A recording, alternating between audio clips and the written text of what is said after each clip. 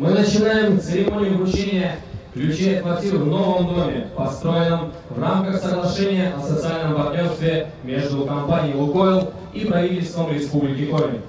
Счастливыми новоселами 72 квартир стали в том числе семьи молодых сотрудников «Лукойл Коми». Это уже второй дом, построенный «Лукойлом» в Усинске в рамках соглашения о сотрудничестве между нефтяной компанией и правительством Коми.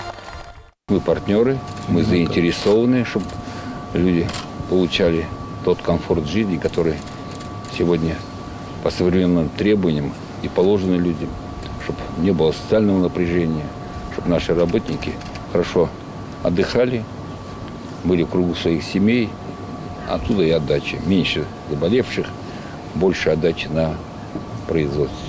Поэтому мы будем продолжать эту активную социальную политику. Программа партнерства компании «Лукойл» с регионом масштабная. От благоустройства уличных территорий и благотворительных проектов до строительства социальных объектов в районах присутствия компании. И объем инвестиций каждый год увеличивается. На средства «Лукойла» на Яриге к концу 2020 года возведут спортивный комплекс. В удаленных усинских селах Мутный Материк и Щилья-Бош при поддержке «Лукойла» завершат строительство детских садов.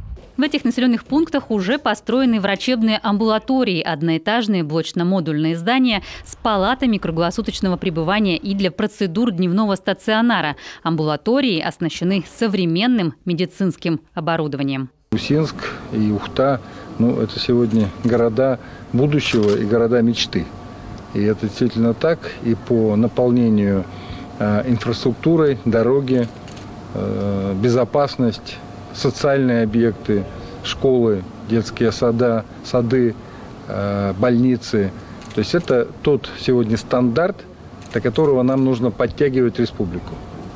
Поэтому вот к этому и будем стремиться. Владимир Рубя поблагодарил Вагита Аликперова за помощь в борьбе с коронавирусной инфекцией на территории республики. С момента начала пандемии «Лукойл» постоянно оказывает поддержку медучреждениям региона.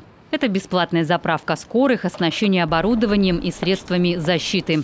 За время поездки в Усинск состоялось и награждение сотрудников «Лукойла». Ко дню работников нефтяной и газовой отрасли им вручили государственные и ведомственные награды.